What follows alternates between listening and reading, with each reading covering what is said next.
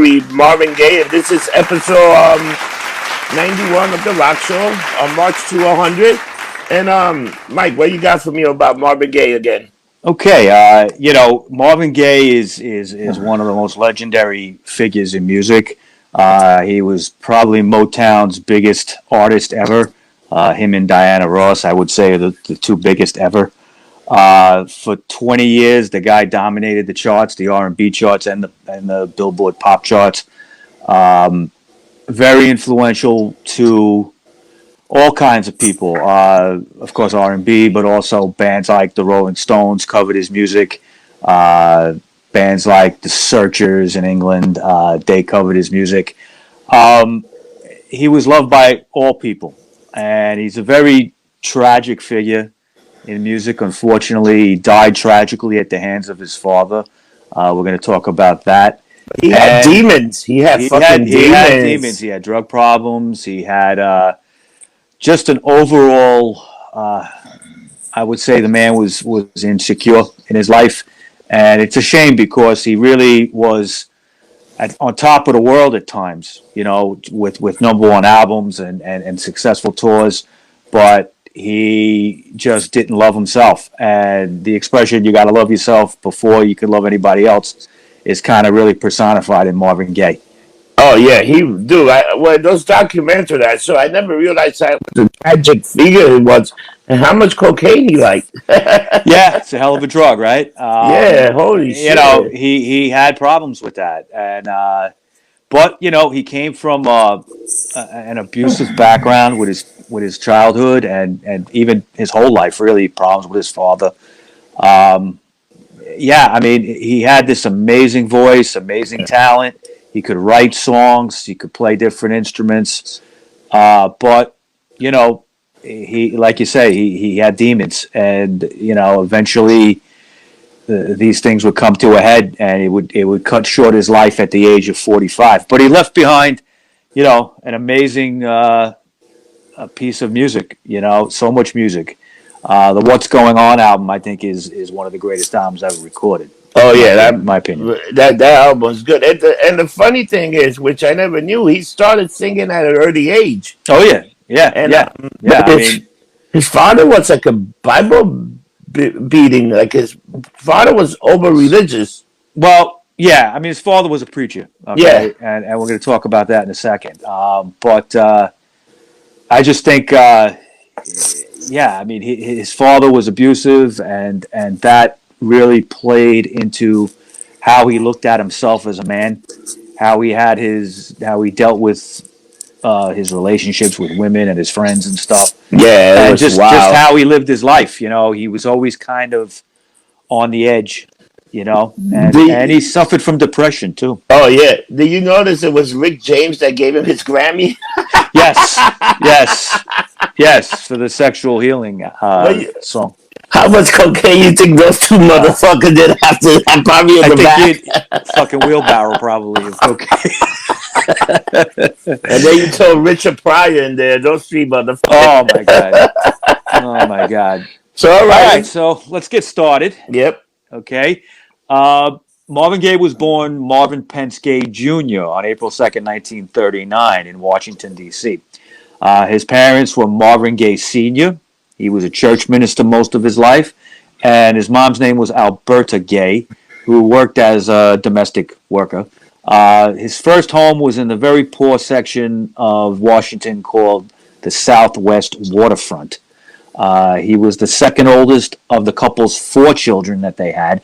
He had 2 sisters, Jeannie and Zeola, and one younger brother named Frankie Gaye, who he was very close with.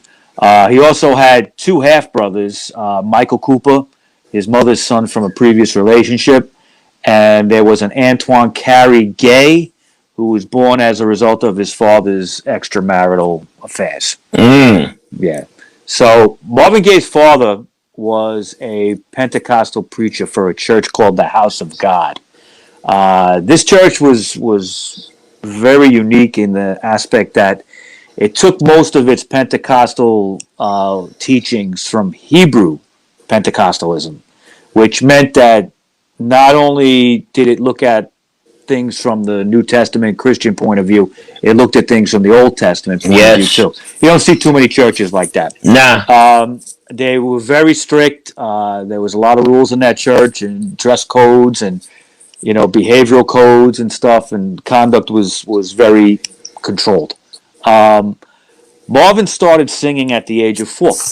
Okay, in the church choir, and through his childhood and up until when he started his career, he was just encouraged by everybody. Listen, you have a great voice. You have to make a career out of this. Even at 4 years old, he was told that you have this amazing voice. Keep singing. So as a child, singing was one of really the only things that gave him a lot of pleasure. His father was very strict. His father was verbally abusive to his mother, mentally abusive.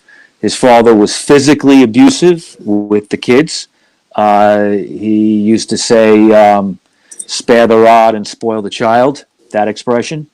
And he didn't spare the rod. Okay, these kids were beaten for just about anything.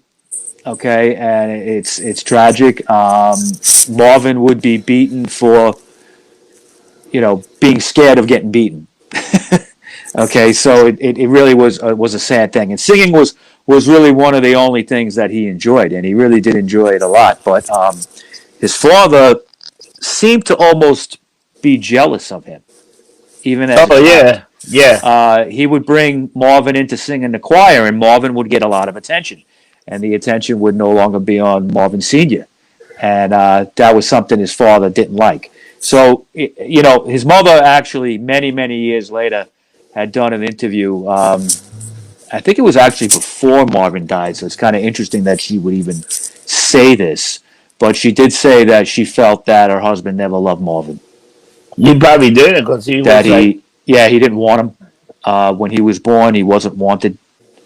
And I think that he probably never loved the kid. But the mother loved him. He had big love for his mother. The mother was pretty much his favorite parent that he loved. Yeah, I mean, his mother's love was his refuge. Yeah. Okay. If he was being abused by his father, he would run to his mother. And that's how he was. You know something I learned? I never realized that he went to the U.S. Air Force and got a general discharge. I thought that was amazing. I never knew that about him. Right. I'll get into that in a second, because that's it has to do with the abuse that he was getting. Yeah. By the time he got to junior high, he began to take singing very seriously. He joined the Randall Junior High Glee Club. He was kind of the leader there. He was very popular. In '54, the family moved to the East Capitol Dwellings housing projects in the Capitol View section of Washington, D.C. He attended the local high school. He actually ended up in Cardozo High School, where he joined 2 doo-wop vocal groups at the time. One was called the Dippers, and one was called the DC Tones. This was the mid-'50s. Doo-wop was becoming very popular. Right. Yep. And his relationship with his father would get even worse at this point, because his father didn't approve of that kind of music. No. All right. He felt it was the devil's music and that kind of stuff. Him and the devil. The father and the devil. Yeah. Now, arguments were happening often, and his father used to throw him out a lot when he was in high school. So, when he was 17, and this goes to the point you were just making, in 1956, he dropped out of high school, and he joined the Air Force at age 17. And it really was just to get away from his father. All right, and the family life that he had. One thing that has to be mentioned, and it's very strange. His father was a cross-dresser. Okay. I didn't even realize that. Yeah, I didn't really know that either. His father was a cross-dresser. Marvin caught his father dressed in his mother's clothes many times. Maybe there goes hate. What's that? Maybe they started to hate. Oh, he knows I like to get. He's a pastor. Yeah. I mean, he's a minister, and you're getting cross-dressed like most priests and ministers do. Marvin took the religious upbringing seriously. He didn't reject it, at least for a long time. It was always part of his life, and he would sing about it in a lot of his songs. But you know what? I think Catching more. I catching his dad like that, oh okay, and you know, being a man, a reverend, a preacher, yeah, preacher. and preaching that is wrong, Yeah, and then seeing this double life, you know, and his father had extramarital affairs. I'm not sure if Marvin was made aware of that, like a lot, but I mean, his father seemed like the type that might have just did that in front of him. I'm not sure. yeah. Maybe Okay, maybe he did. He didn't care. maybe he did. You don't mean nothing. You're a piece of crap. You know. And Yeah, and he loved his mother so much to see her abused in any kind of way would mess him up. But he ran away to the Air Force when he was 17, quit high school and did that. But it didn't really it didn't really work out for him. Okay, nah. his time in the Air Force was short. He hated taking orders. The sergeant that was in charge of him actually gave him a discharge. It was an honorable discharge, but in the report it said that He he was. didn't like to take orders. Yeah, All right, and he didn't like being there. He just didn't like doing any kind of menial tasks and stuff. yeah, I think he did it to get away, but I think he quickly kind of regretted it. yeah. So when he got back to Washington D.C., he joined a friend's vocal group called the Marquis, and they often performed with Bo Diddley, who was just starting out. I thought that Uh, was impressive. Very impressive. Diddley himself liked the Marquis a lot, and he tried to get them signed to the chess label that he was on, based out of Chicago. But he ended up getting them signed to Columbia Records subsidiary OK Records. And the Marquis made one single for OK called Wyatt Earp, and it was written by Bo Diddley, but it bombed after it was released, didn't sell, and they were actually dropped from that label. There was a guy named Harvey Fuqua who co-founded the vocal group the Moonglows, who were pretty successful. He had hired members of the Marquis as his band. He was putting together Yeah. a new Moonglows called Harvey and the New Moonglows, and they ended up relocating to Chicago. The Marquis ended up doing some singles for chess, so they were able to get on at that point in 1959. There was a song called Mama Lucy, okay, which was Marvin's first vocal lead. If you listen to that song, it's him singing. They also did some from some session work, excuse me, for Chuck Berry. Okay, Another very impressive also. yeah, Marvin Gaye's vocals can be heard in "Back in the USA," that Chuck Berry song. Yeah. Another one called "Almost Grown," that was a hit. Yep. They're in the backing vocals there, the Marquis. In 1960, the Moonglows, excuse me, the Moonglows, not the Marquis. The Marquis were done. In 1960, the Moonglows disbanded, and Fuqua and Gaye ended up in Detroit, and they were working with Tri-Fi Records. Okay, he did some session work here. He could play drums, Oh Marvin. yeah. Okay, Wow. yeah. He played drums on a few of their singles on Tri-Fi. It was at this point that the president of Motown, Berry Gordy, happened to come across Marvin. All right. You want to hear something? You want to talk about a scumbag? We gotta do a show about Barry Gordy and how he fucked all his fucking people and took the money and fucked. Yep. Yeah, that's another Yep. shiesty motherfucker. Yeah. I mean, we could do, next year we could do a whole month on these guys: Berry Gordy, Phil Spector. Oh, These guys that just like geniuses, but fucked but everybody they were over. fucked up. But at this point, Berry Gordy kind of found Marvin Gaye on accident. It was at some session work that was being done, and he spoke with Fuqua. Fuqua had Marvin under contract, okay, and he said, "Well, I'd like to buy him out." So Fuqua sold him his interest in Gaye, okay, which would turn out to be probably a big mistake, okay. Yeah. And he signed Marvin. Gordy signed Marvin to the Motown subsidiary called Tamla Records in early '61. Now, when Marvin signed with Tamla Records, he didn't want to do the R&B stuff that Tamla was putting out. No. Okay, he kind of fancied himself more of a Frank Sinatra type, Yeah. or more like a Nat King Cole jazz influenced type. Okay, so which was different. Okay, it was different from the label and the other people on the label. I think some people were kind of like, who the hell is he?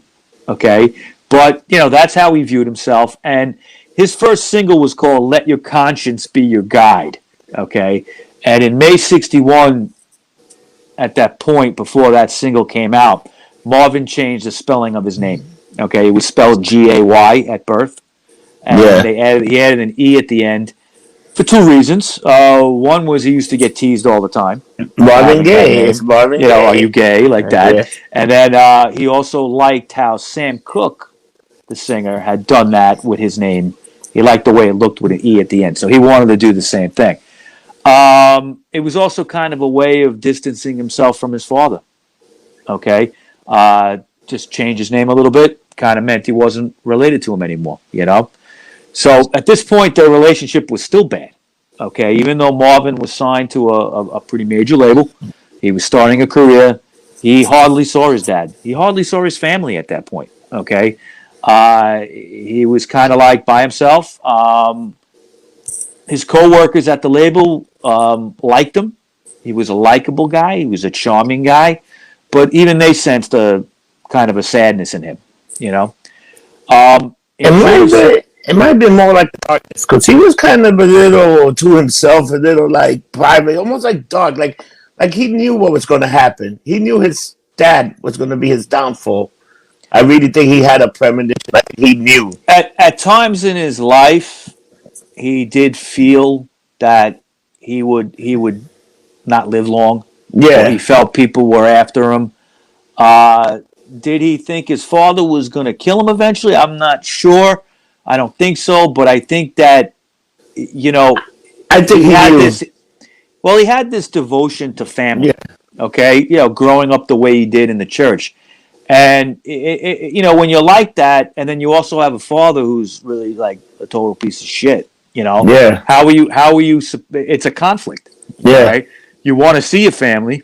You want to see your father. You want to get your father's approval and love, but he doesn't give it. No, how do you feel? You feel conflicted, and it haunted him his whole life. But he got it at the end, all right. Yeah, shit, yeah, he did.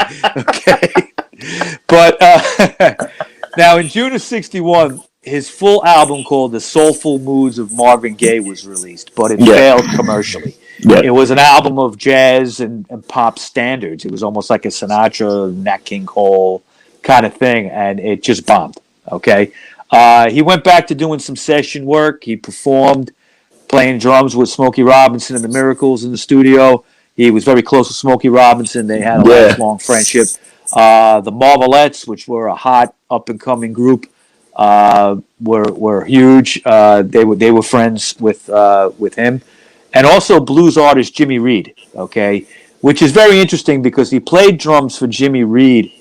And at the same time, on the other side of the Atlantic, the Rolling Stones were listening to those Jimmy Reed records. Yep. Okay, and whether they knew at some point that Marvin Gaye was actually the drummer, I guess they did, but not at that time because he was just in the studio, probably uncredited. In 1962, he had his first brush with success. He co-wrote the Marvelettes' first hit called Beechwood 45789, and he had two hits of his own. The song was called A Stubborn Kind of Fellow, and then there was an R&B dance hit called Hitchhike. In the first half of '63, he would have his first top 10 single called Pride and Joy, and his second album called That Stubborn Kind of Fellow would be released, and he joined the Motown Review. It was called Motown Review, excuse me, and it was like a series of concert tours that was on the Chitlin circuit. Now, we mentioned the Chitlin circuit with Little Richard and some other, acts. That was, for black artists that traveled up and down the East Coast, into the South and up and down the East Coast. They played black clubs, black venues. Unfortunately, segregation, Jim Crow laws were still in effect. Many of the, he experienced having to, in the Deep South, be segregated from everybody else, stay in black hotels, black, restaurants and, places that would serve them and stuff like that. Unfortunately, that was still going on in the early 60s. But his live show at the Apollo here in New York City in June of 63 was actually filmed. Okay. And Tamla Records released a Marvin Gaye live recorded on stage album in October of that year. Have you ever heard that album? That album, yes. You can see genius. Like you can see, this guy. Yes. He was doing those early 60s hits like Hitchhike, which I love that song. Yeah. And a lot of bands have covered that. The Stones do a great version of it. Even Alice Cooper, when he was in his garage band called the Spiders, he covered Hitchhike, did it very well. There was a live track released as a single off that album that came out called "Can I Get a Witness?" And that was another song. Great song. The Stones covered that too. That was another one. Yep. And that was a big international hit. So in '63, he ended up marrying Gordy's sister Anna. Okay? And Anna was quite a bit older than him. I think she was about 11 years or so older than him. And Marvin, was a very stubborn guy. Okay, he didn't listen to a lot of people. All right, and that title about him being a stubborn man, that was really suited for him. And he would tend to listen to older women at that time in his life, and it was because he had the respect for his elders growing up the way he did, and also he his closeness with his mom. I think he respected older women, and it was kind of natural that he would fall in love with an older woman. Yeah. Now she was 35, and I think he was about 24 when they got married. They would end up adopting a boy right after they got married named Marvin III. Okay. In '64, riding high on his success from '63, it would prove to be a very pivotal year for him. He was recently married, like I said, but Tamla and Motown wanted to kind of push him almost as a sex symbol, okay, portray him in that way. So what they did is they teamed him up with a couple of female artists on the label to do duets with, okay? Yeah. And he did a duets album with Mary Wells, and it was called Together, and that got to number 42 on the Billboard pop charts. And then there was a double A-side single called Once Upon a Time and What's the Matter with You, Baby. Both those songs reached the top 20. Now, his next solo hit was called How Sweet It Is to Be Loved by You. Yep. And it was, it was written by the writing group Holland, Dozier and Holland. And it got to number 6. And it hit the top 50, also in the UK. So he was starting to make a buzz internationally at this point as well. He had some TV appearances, including American Bandstand that year. Yep. He appeared on The Tammy Show, which was basically a concert movie, different artists. And he had 2 #1 R&B singles in '65. One called I'll Be Doggone, which was written by Smokey Robinson. Yep. And a song called Ain't That Peculiar.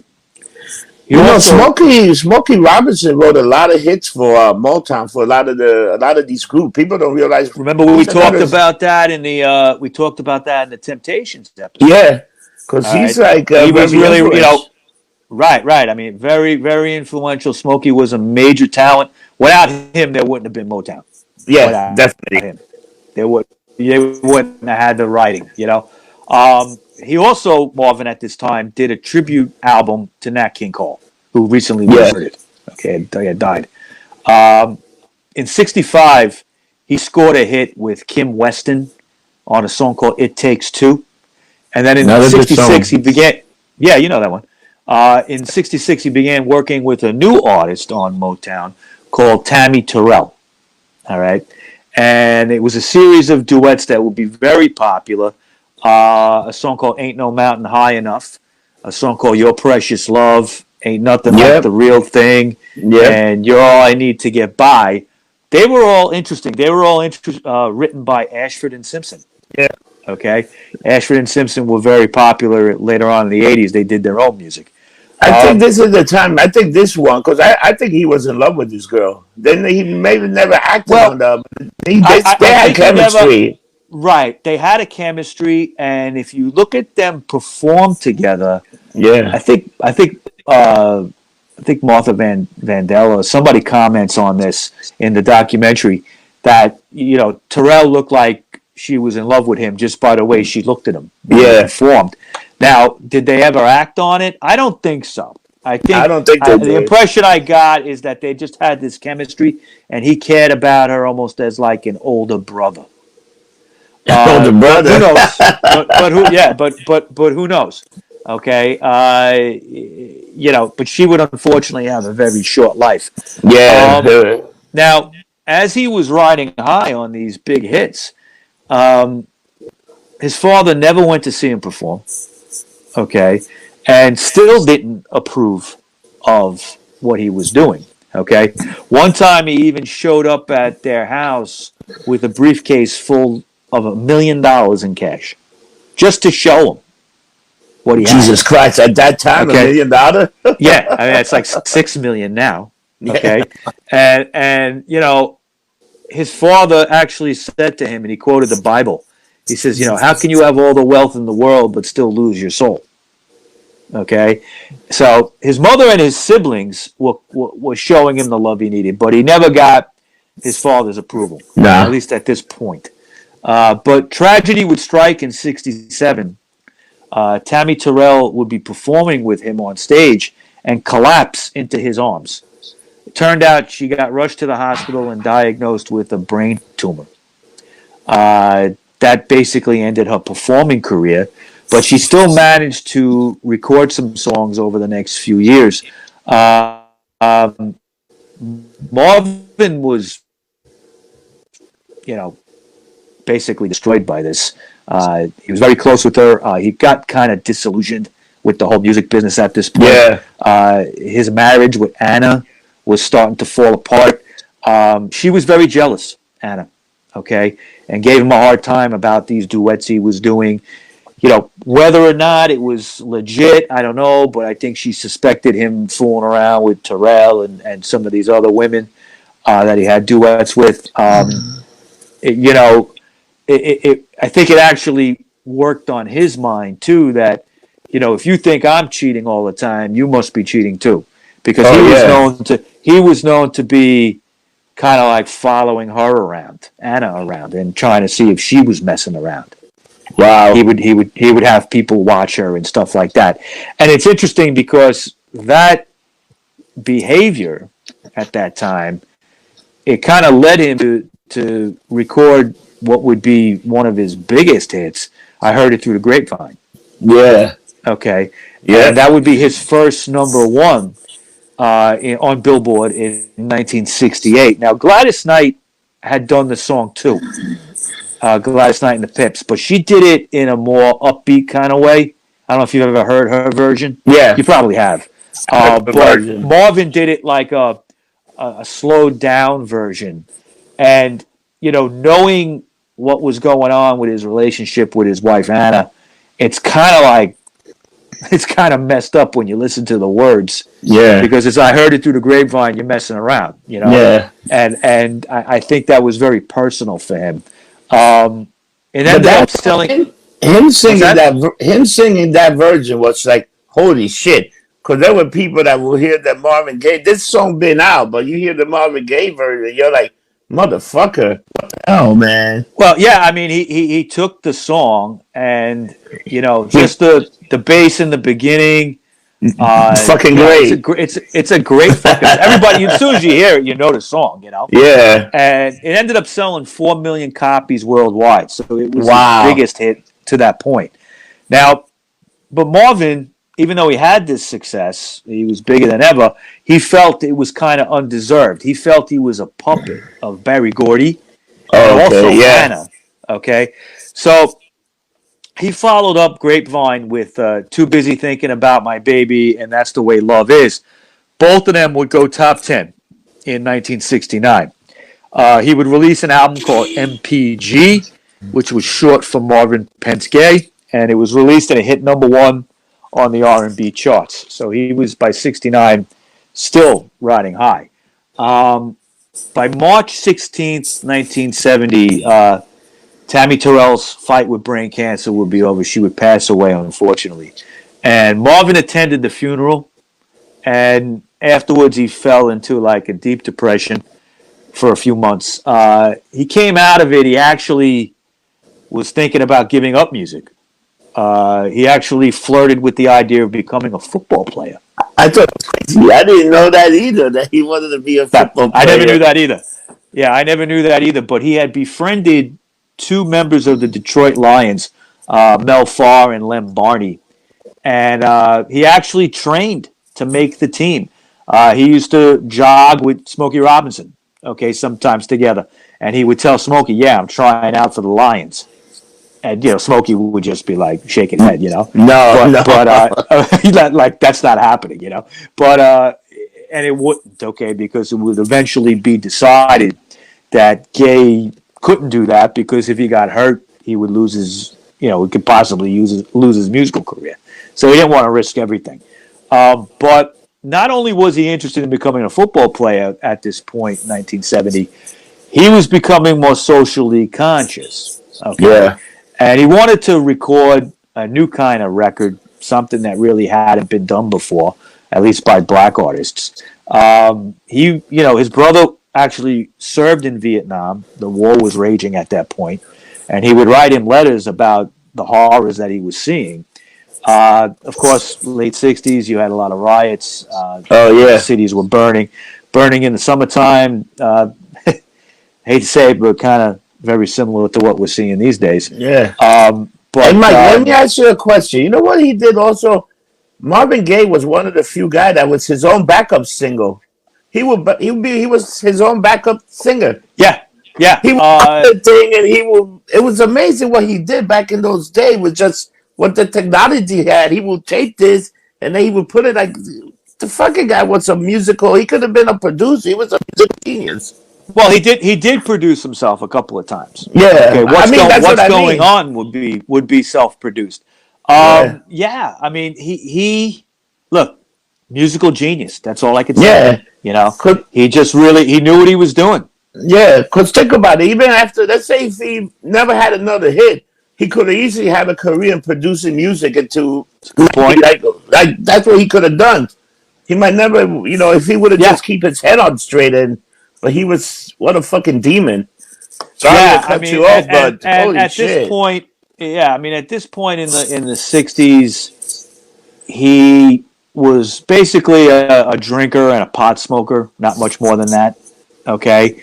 Yeah. Later things would change. He would get into harder drugs, but at this point, he was becoming more socially conscious. Yeah. He wanted to make an album about what was going on in the world, and this was different than what other artists on Motown were doing. Berry Gordy, if you remember, in the Temptations episode, we talked about it. He was always, he would dissuade you. He would try to be like, listen, an album like that is not going to sell. It's not going to be commercial enough, or it might get banned from the radio. Stay away from politics.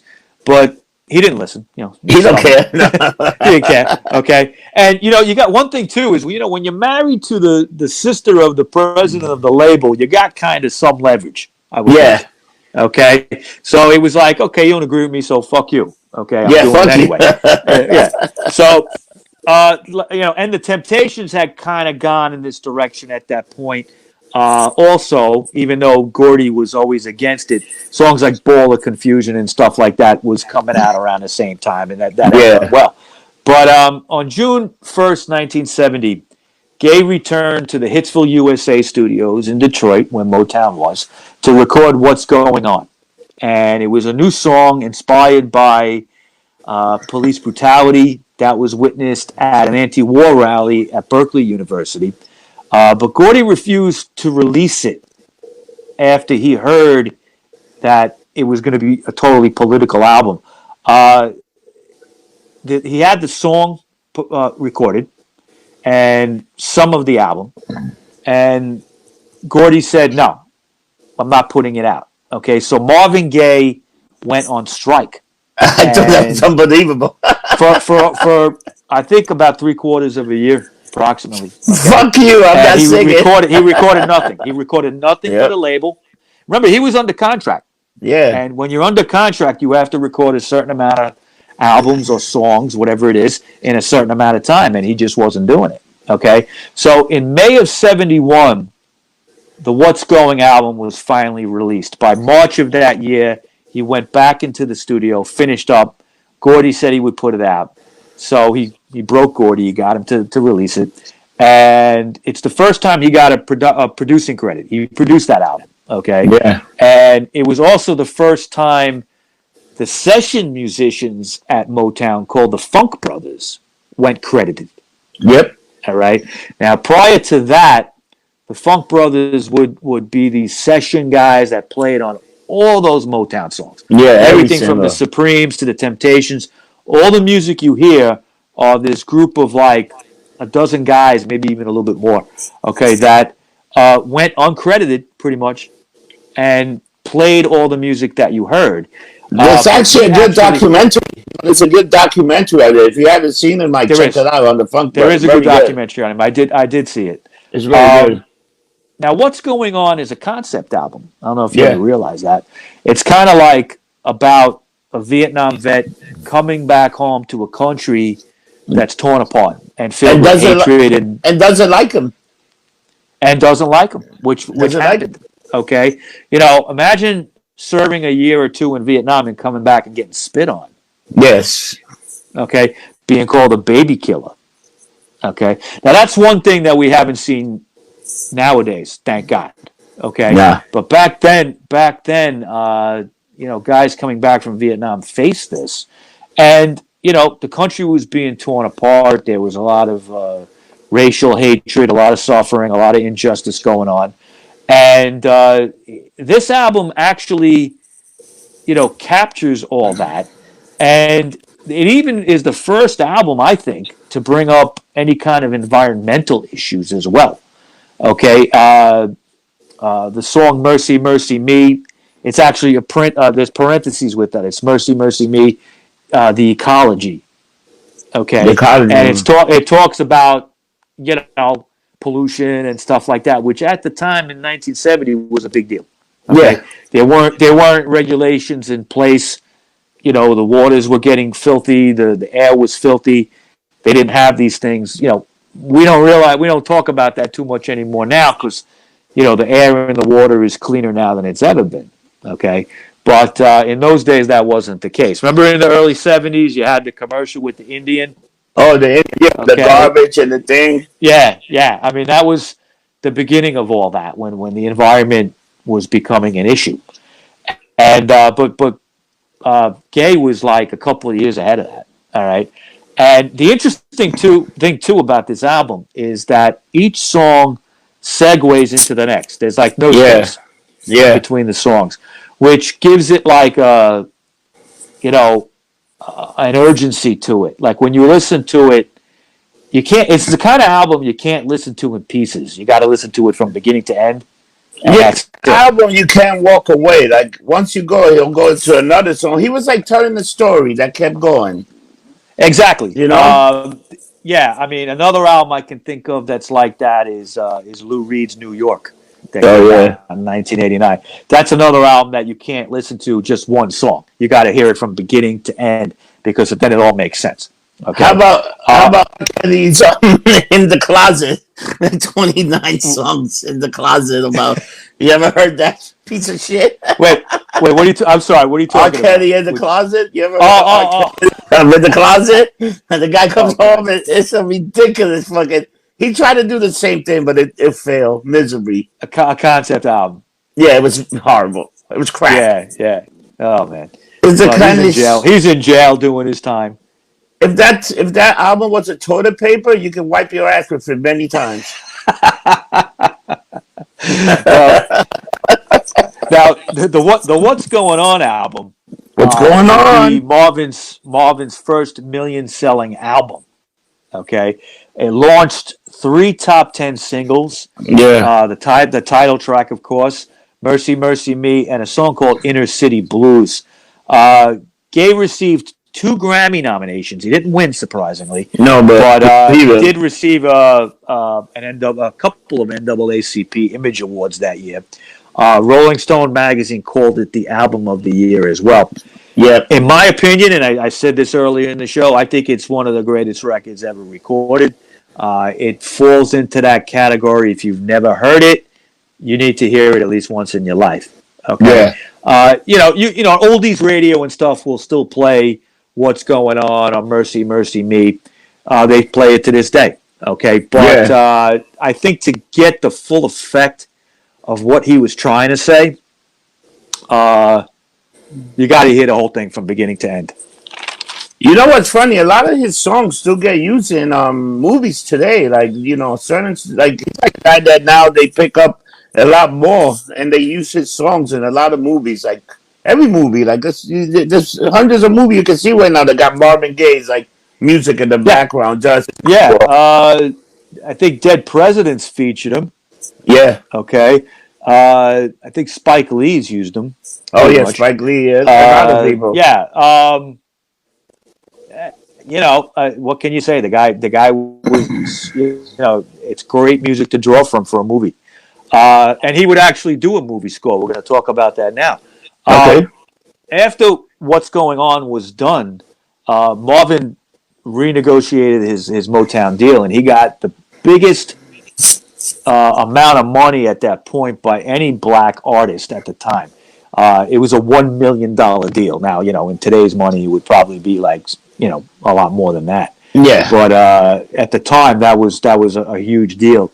And he began working on a soundtrack and film score to a blaxploitation movie that was being made called Troubleman. But right before he did this, he released a single, a non-album single called You're the Man.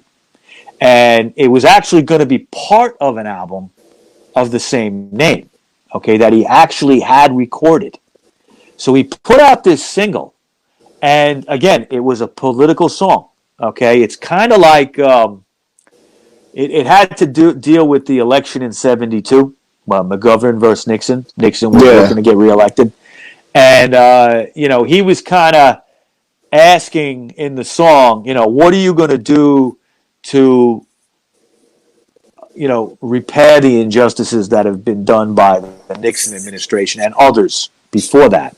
So he wasn't putting blame on just Republicans or Democrats. He was like, and he was kind of putting that question towards McGovern in the song, I believe. And as a single, it bombed. Yeah. Okay, it just didn't connect with people for some reason. Now, Gordy, of course, was against it being released in the first place, even though it was released. And he kind of used that failure, that it didn't sell, as a reason to kind of shelve the whole album that Gaye had recorded. Okay, so that album, You're the Man, would not see release until the 2000s. Yeah. Okay, it would finally come out. It's a pretty good album. Okay, it was kind of just like what he was doing with What's Going On, and like, a little bit more so. I think it's even a little bit more controversial in a way. But because that album was shelved, he had to put out another album quick, and that would be the Troubleman Soundtrack. That would be released on the Tamla Motown label in 1972. At this point, Marvin and Anna, even though they were having marital trouble, they ended up leaving Detroit and moved to Los Angeles. Okay? In August of 73, he would come out with the Let's Get It On album. Let's Get It On. And, right. And it was his second number one single, that song, okay, in the Hot 100. And the album was a monster hit. And it stayed in the charts for 2 years, selling about 4 million copies, okay, which was a lot for an album at the time. Now, other tracks on it was called Come Get to This and a song called You Sure Love to Ball. So, that's it was a sexual album. Yeah, it was. Doing, very sexual. Yeah. Now, right. Now, in 1974, there was another duet project that he was working on with Diana Ross. Okay, they kind of had different styles, but it did have some moderate international success. Um, and then Marvin did his first tour in 4 years at that point, and that was really attracting a lot of attention. It began January 4th, 1974, in Oakland, and it was recorded. That particular show was recorded for a live album, and its single was called "Distant Lover," which was a track off of "Let's Get It On." So that did well. Gaye was getting a reputation as a top-notch performer through 1974, and into 75, he was earning as much as $100,000 per show. Yeah, man, that's a lot of incredible money. money. Yeah, Incredible money. Now, unfortunately, most of this was going up his nose. Okay, he had developed a very bad cocaine habit in the 70s, and there was some other drugs involved. Um, he would have problems with the IRS coming up soon. There was a lot of financial issues. He did renew his Motown contract once again in 75. And in that deal, he ended up getting a custom-made recording studio. yeah, wow. Okay, which was a big deal. In October of 75, he played Radio City for a benefit concert to help African literacy. He was commended by UN officials. Okay, the UN official to Ghana was Shirley Temple Black, and the UN secretary was General Kurt Waldheim. Do you know them? No, Do you know who they are? no, I think Okay. Shirley Temple Black. Shirley Temple. Yeah. Yes. Okay, little Shirley Temple became an ambassador to Ghana, okay, in her adult years. And Yeah. Kurt Waldheim was the UN Secretary General, but he was an ex-Nazi. Oh, what's that? Yeah. Great trivia question. Was the UN ever run by a Nazi? Yes. Yes, it was. Okay. I guess. And we'll talk about that maybe in a conspiracy show Oh, yeah, one day. definitely. Okay. Now, after touring, new studio album in '76, "I Want You," and there was a title track to that, "I Want You," and that was a big #1 R&B hit. Yeah. He would hit Europe that year for his first tour in a decade. Okay. He started off in Belgium. In early '77, Marvin released the live album Live at the London Palladium, which sold 2 million copies thanks to the #1 disco hit called "Got to Give It Up." All right.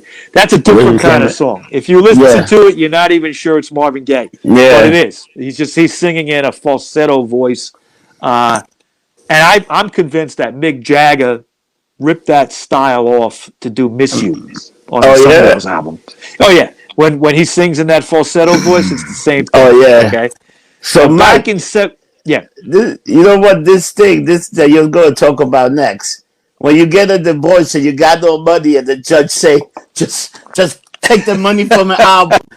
Who the fuck would make a decision like that? Think about that shit. He's so broke. I know. He's getting paid $100,000 a show, and he's so broke that he can't even pay alimony.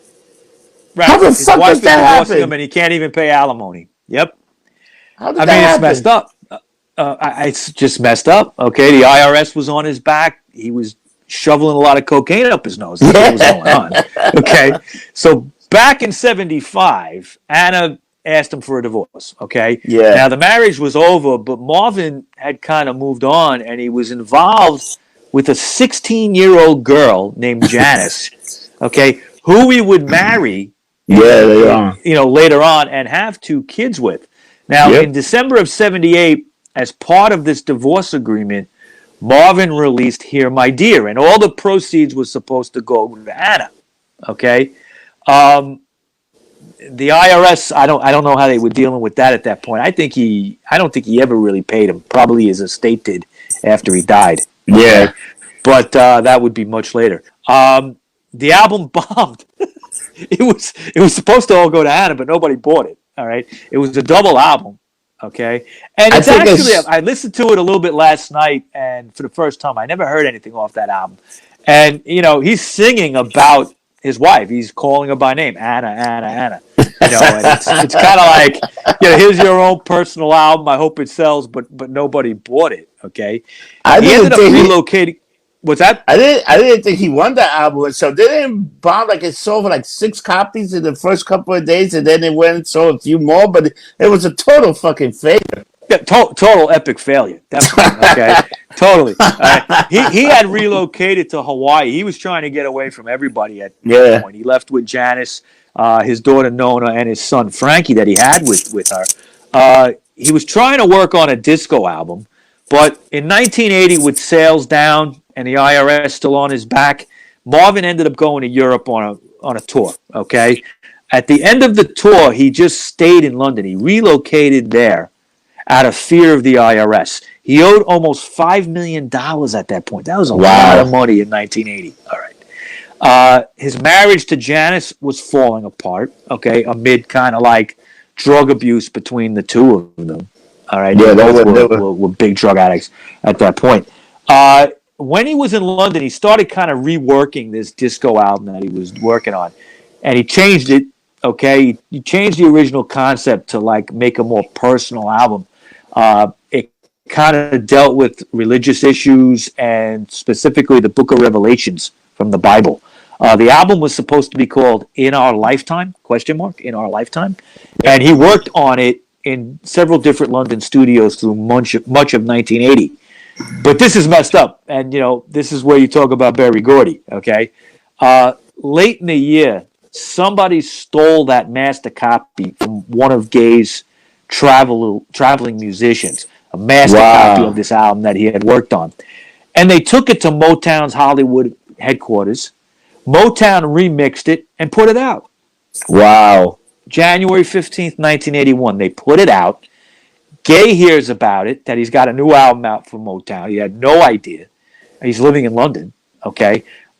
He accused them of releasing it and remixing it and putting it out without his consent. They actually took the question mark off it of the "In Our Lifetime," which kind of took the meaning away, okay, of what he was, the irony of the album that he was trying to say. And he promised, "I will never record for Motown again." He was still under contract. There wasn't Yeah. probably much he could do, okay, Nah. legally, and he was also in another country, so it was difficult. But they put this out without his permission. All right, That's crazy. it's crazy. It's crazy. I mean, how Crazy. many times you hear that? Never. Yeah, that never happens. No, that Now, never happened. while in London, he met Belgian music promoter Freddie Coussart. Okay, now he convinced Marvin to relocate to Belgium. He actually moved in with him and his family. Okay, and lived at Coussart's house in Ostend, Belgium. And he Yeah. was weaned off of his cocaine habit, all right, and other drugs that he was involved with. And he began exercising, getting in shape. He even was starting to go to church again. He was ripe for a comeback. He was interested in making a comeback. He went on a short tour of England for about a month between June and July of '81. The tour ended in Belgium. And in March of '82, he would leave Motown officially and sign with CBS. The deal was Yep. worked out. Now, he was assigned to CBS's Columbia subsidiary, and Gaye began working on his first non-Motown album at that point called Midnight Love. Oh yeah. Yeah, yeah. That's The the first album, single, baby. the first single was called "Sexual Healing." We all know this Yeah. song, okay? Yeah. And it was written and recorded in Belgium, in Ostend, and released on September 30th, 1982. It was Gaye's biggest career hit. It hit number one on the Hot Black Singles charts. It got to number 3 on Billboard, number 1 in Australia and New Zealand. It went top 10 in the UK. It was a worldwide smash. And there was a popular video for it shot at a casino in Belgium called the Casino Curaçao. This would be a huge smash, okay? And the album, because the single was so good, it ended up being a top 10 hit on Billboard and number 1 on the R&B charts, selling over 6 million copies worldwide. He sang the Star Spangled Banner at the NBA All-Star Game in 1983, and he appeared in March of that year on the Motown 25th special called Yesterday, Today, and Forever. Well, yeah, I He remember also made, that special. yeah, I do remember that too. I remember watching that. He also made his third and last appearance on Soul Train in May of that year. Starting in April, though, he began the Sexual Healing Tour in San Diego, and he ended that in August. Okay, the tour was plagued with drug problems. Oh yeah, All a right, lot of drugs. he ended up back on cocaine and other drugs. Unfortunately, in some of the shows, his voice was awful, particularly Yeah, a few of the last ones. Getting back to what we were saying, the tour, after he left, he went back and he moved in with his family in Los Angeles. He yeah, didn't want to do this. It was, you know, he knew that just basically living with his dad was going to be hell. Okay. yeah, He had a bad, his father was an alcoholic. Marvin was drinking a lot and doing cocaine. But his mother was actually sickly at that point. She had developed bone cancer. yeah, And she would struggle with that for the rest of her life. But living with his family, he would witness the verbal abuse constantly that his father was yeah. doing to his mother. Um, he still really didn't have much of a relationship with his dad, even though he was living with him. He would kind of stay in separate parts of the house away from everybody. But on April 1st, 1984, there was a vicious argument that actually had been going on for about a day. His father was looking for an insurance policy in the house that he had somewhere and couldn't find it.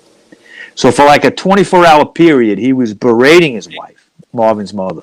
Just, wouldn't leave her alone, cursing her. Where's the fucking policy? That kind of thing. And, finally, on April 1st, 1984, after a day of this, it was a vicious argument broke out between Marvin and his dad. Now, his dad used to always tell him, because there were times when Marvin wanted to pop his father in the face. All right. He would always tell him, if you hit me, I'm going to kill you. I brought you into the world. I'll take you out. Yeah. Okay. And at this time, Marvin crossed that line and he beat the shit out of his father.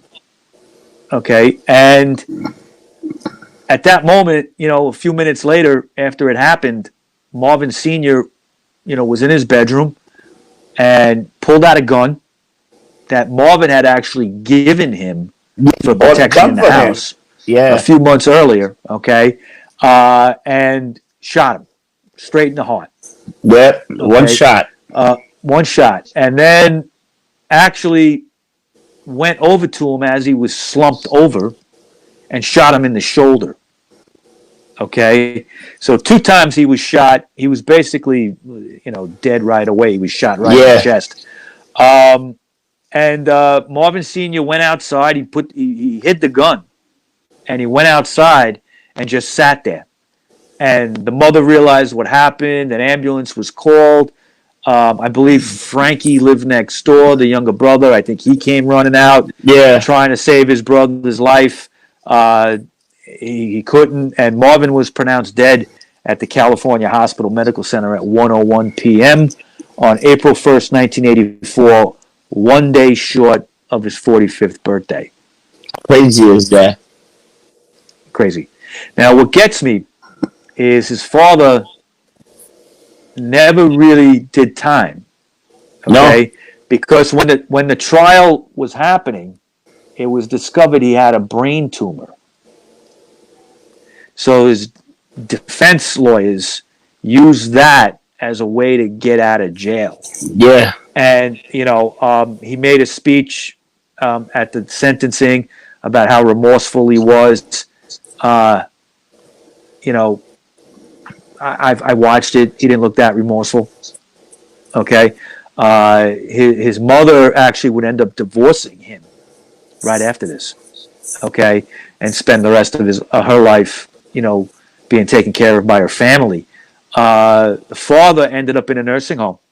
Now, this brain tumor he had was in his pituitary gland. And a pituitary gland tumor is totally different than a regular brain tumor like Tammy Terrell had. All right? Yeah. I've known people with pituitary tumors. It's not a death sentence, but I No. guess maybe in '84 they didn't know this, or Yeah. it was never taken into consideration. He ended up getting a 6-year suspended sentence. Wow. All right, yeah, and he would die in 1998 in a nursing home. So he lived another 15 years, but he supposedly had a brain tumor. Yeah. That's Okay, so crazy. I mean, it's kind of messed up. Now, his wife, Alberta, died in 1987, eventually of bone cancer herself. It was something she struggled with at the end of her life. But again, like I said at the beginning of the show, this is just such a tragedy. The guy was on top of the world. Okay, Sexual Healing was a huge hit. But everything he had done, What's Going On being one of the greatest albums ever recorded, in my opinion.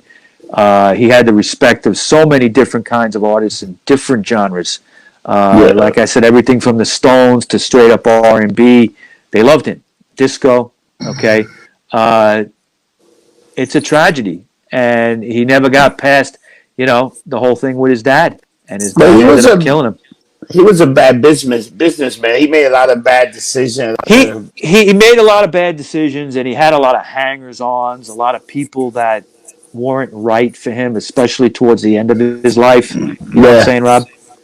So, Also, sadly, that's the story of Marvin Gaye. do you hear the one he was supposed to perform in front of a duchess in the UK, and he didn't want to show up, and they say if you don't show up, it'll be the end of your career, which it was in the BBC document. I thought that was fascinating. Yeah, And then when yeah, he didn't yeah. show up, she already left, and he said, "Oh, she should have waited 15 minutes more and seen me." He didn't give a shit. Okay, And he was getting naked at some of his shows, taking all his clothes off. That's not fucked during up. the last tour, during Sexual Healing, he would wear a bathrobe. Okay, and then he would take it off, and he'd be in like a Speedo on the Yeah. stage. Okay, so he was like, I guess exposing himself for there was some kind of mental thing that he was working out at that time Yeah, on he live was. stage. It's sad. I mean, a lot of look. I mean, we've all known people that do a little too much coke and how paranoid they get. That affects your thinking. Yeah. He really was doing like insane amounts of cocaine, Yeah. and that just messes up your thinking. Think about it, from being millions and millions of dollars to pretty much almost dying penniless, into later on will probably the foundation. He probably made more money dead than alive. Think about that. Yeah, I mean, his estate had to work out everything with the IRS eventually. I'm sure there was a bit of a mess with that. Yeah. I'm not too sure exactly what went down. I think they tried to be private with that. I don't remember it being a big deal. But, for instance, like when, trying to think, remember we talked about with Mark Bolan when he died, that was a big mess with his estate. Yeah. Bob Marley, of course, was a big mess with his estate. Sammy Davis Jr. had a big mess with his estate. Yeah. He owed a lot. He left his wife like a whole shitload of back taxes to pay. I don't even know if she even had any money after it was all done. Wow. So, it's important to have your shit in order at the end of your life. But Yeah. I mean, I guess if you're 45, you don't think it's the end of your life like Marvin. Anyway, so that's what I got for you today, man. Hope I think great episode. Yeah, good stuff, man. A lot of good stuff. But other than that, Mike, thank you very much for all the information. And remember, don't get drunk. Don't get drunk. Get lumped up. See you next week. Take care, people. Bye.